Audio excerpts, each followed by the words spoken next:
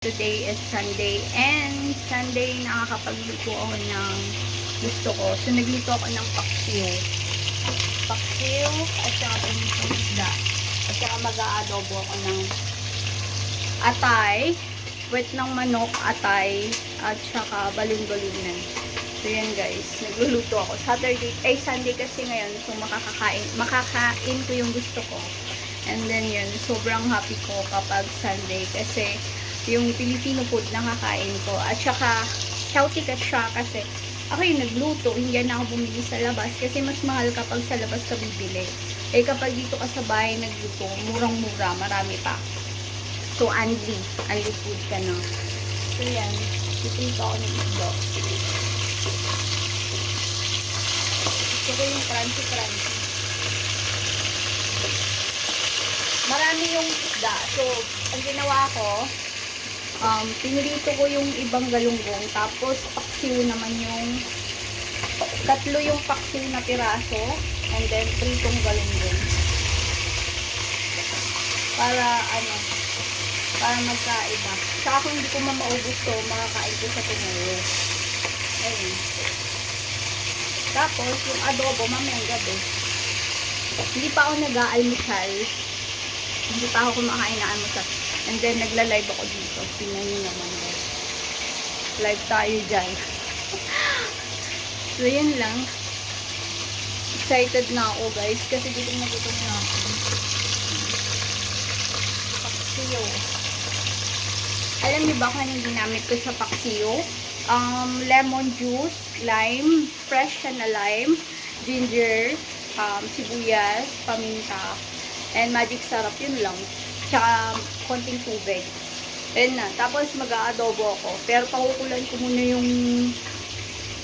yung mga manok sa luya, maraming luya, bawang at sibuyas, tsaka paminta. Para mas masarap yung lasa niya. Yun lang guys. Ayun. Yan yung ingredients ng Ayan yung dito. Na atay. So para meron lang din ako may upload guys. Yun lang, luto ng kanin. Malapit nang maluto. Eksakto lang yan. Kapag naluto na yung prito ko, luto na rin yung kanin ko at kakain na ako ng tanghalian. Saka yun. Super happy ako tuwing Sunday kasi nakakain ko yung gusto ko pag Sunday. Ayun. Kasi Filipino food nga, diba? Lunes hanggang Sabado, puro Chinese food or Western food. Tapos wala pang kanin. So, Sunday is the best for me kasi nakakain ko yung Filipino food. So, anyway guys, dito ko na yung end ng vlog ko. And maraming salamat po pala sa lahat ng sumusuporta sa akin. Sana hindi kayo magbago, hindi kayo magsawa sa akin. At ako din hindi na magsasawa sa inyo. Ayun, tulungan po tayo, lalo na dun sa mga kagaya kong maliliit. Tulungan po tayo para magkaroon po tayo ng marangal na kinikita na hindi tayo gumagawa ng mali sa kapwa. Yun lang po. And sana maging mabait po tayo lahat. Huwag po tayong agrabyado ng tao kasi masarap po mambuhay ng patas. Ayun. So anyway guys, dito kasarap. Kikita nyo ba? Sarap kasi kapag